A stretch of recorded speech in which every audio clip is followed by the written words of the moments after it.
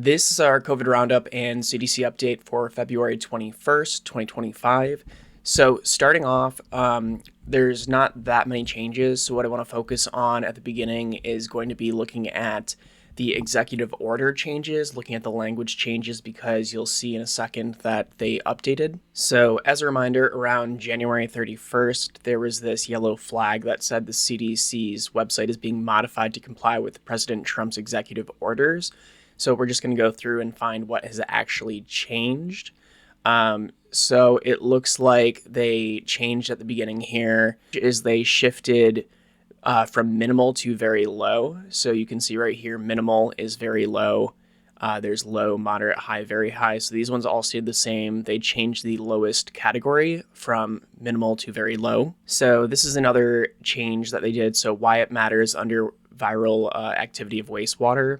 So it's saying that people with certain infections can shed pieces of virus when using the bathroom, showering, or washing clothes, even if they don't have symptoms. So they just added an example in there. That's actually probably a good update, just to give people an example of what wastewater is. The second change, though, the second sentence, so before it said, as a result, high wastewater levels may indicate an increased level of infections even when other measures remain low.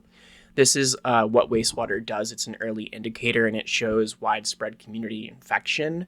They're saying instead now testing wastewater helps us track infection levels in the community, including when people aren't going to the doctor. So it's sort of saying like, hey, this is something we do, to shifting the blame on people not going to see the doctor. So it's more of shifting it from a community surveillance thing to this is something we're doing because people don't do this. So it's putting a little bit of individual blame on people. The next change I've found is for the epidemiologic forecasting for COVID. So if we scroll down to this plot right here, you see that the timescale is only about 2.5 weeks. But if we look at what it was prior, it was over a month. It was going from December 6th to January 26th. So that was about a month and a half. Now it's only showing out about a 2-week estimate. 2.5 week estimate. So you can see that we had much more data that was present. So the thing is, when you zoom in on data and you cut it off, you sort of hide the overall trends and the overall patterns. So like right here, you can see it was going up around December 15th. It was going down and then it was cycling up again. So this shows a cyclic nature, while this shows, oh, we hit a peak and then we're heading down. That's a completely different story. Like, hey, this is data showing that we're sort of going through an oscillatory rebound, while this one is showing we hit a peak and we kind of declined off. So this is sort of the issue that happens when you shrink data sets and shrink the viewing window of data. You always want to see as much data as possible so that it's still relevant. So that's something that they've been doing. This isn't unique to the Trump administration. Biden did that a lot, where he was taking a good example under Biden is the travel monitoring program, where he did the exact same thing. So this used to give us the entirety of the pandemic from start to present time.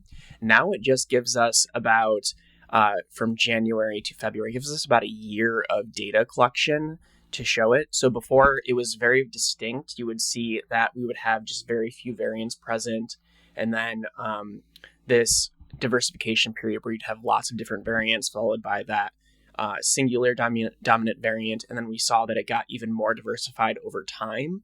So even when we were having dominant variants, there were still lots of other variants present. So it's showing the shift over time. Well, Biden decided to cut that down because he didn't like that.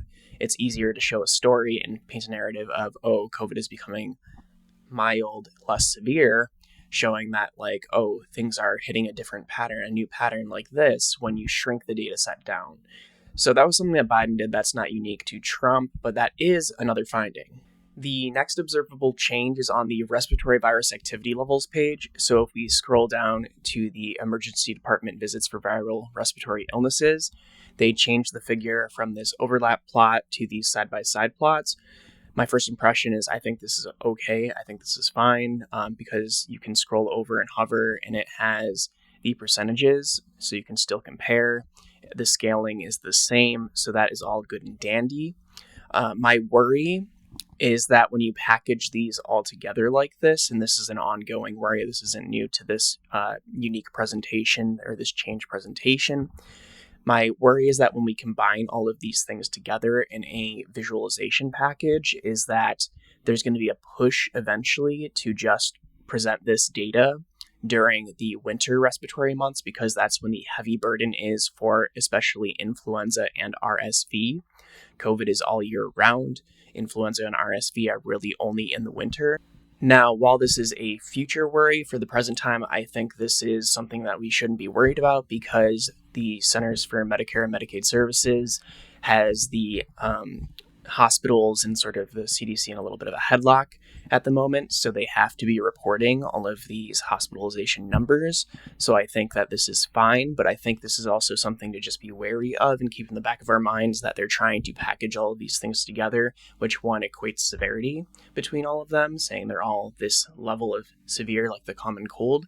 And then also it sort of makes the opportunity for the future to sort of write these all off as winter respiratory illnesses, which COVID is not. It is an all year round illness. So now that we've got the executive orders out of the way for the CDC changes for what has been tracked so far, let's look at the rest of the roundup. So starting off with wastewater scan and the 148 reporting wastewater facilities to wastewater scan in the U.S. When we look to this, we see, just looking at a high-level overview, we saw that the waves before were coming very sparsely. They were started happening in the winter, in the summer, and then they have been slowly becoming more severe and more chaotic and having shorter and shorter distances between them. Right now, we are in our winter wave still. It looks like we went up, peaked, and then have declined slightly and are now entering a constant phase. We had a little bit of signals here and there that made us think like maybe we were going to head right back up again. There still might be an instance where we could still head up, but it's looking more and more likely that this is just going to be an incredibly slow taper, similar to how 2023 was, where we have this very, very long period of time of high sustained infections. Because that's what a wastewater signal is. It's looking at infection spread within the community. People that have these active infections are going to spread large amounts of virus within the wastewater. So that's what we have at the high scale. At the wastewater facilities in California, the 28 reporting wastewater facilities there, so looking to the west, we see that we have a little bit of a different pattern. So we have the same pattern overall, but this winter things have gone differently. We have had relatively low levels. Again, this is from a relative sense. If we look to the first two waves, it's pretty much just in line with those. So it's not low by any means. It's still high, but compared to the highs of the past, it is not as high. So that's just something to keep in mind when people are saying, oh, it's low levels or very low levels with the CDC update. It's not. It's still high. It's just this is low relative to past winter waves in California because it's very interesting. It doesn't look like we've experienced a winter wave. No. So now that things are starting to get hot in California, we're just hitting 70-degree weeks. I'm thinking that the ACs are going to be turned on. Maybe this will force people more inside, and then we'll have a delayed winter wave start in California. That is a theory right now. That is something that could happen. I'm just interested to see what happens because we do have LP 8.1. If we look over to the CDC's website here, LP 8.1 is growing quite rapidly.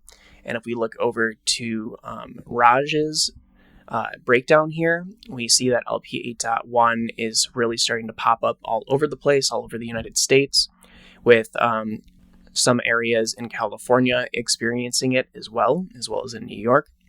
So we could see a late secondary surge, sort of like a camel hump, but we don't know yet. What is interesting, however, is if we look over to the Walgreens Respiratory Index tracker, we're seeing sort of high increasing levels in the east and center of the country again, which is weird because usually we don't see it like that. Usually we see that like it starts in the northeast, spreads through the Midwest, goes through the center of the country, hits the west, and then sort of spreads to the south and north. But this year has been really weird where it's just kind of been focused to the eastern half of the country, where the left half of the country has pretty much been left relatively untouched compared to the eastern half, which is odd. But we're seeing sort of like a secondary growth indicator increases through this increase in the Walgreens respiratory tracker. Don't really know what to make of that, but if we look over to New York State in the wastewater surveillance there, For reference, anything that is dark blue is low levels of COVID in the wastewater, anything that is light blue is moderate levels, and anything from yellow to bright red is high levels of COVID in the wastewater.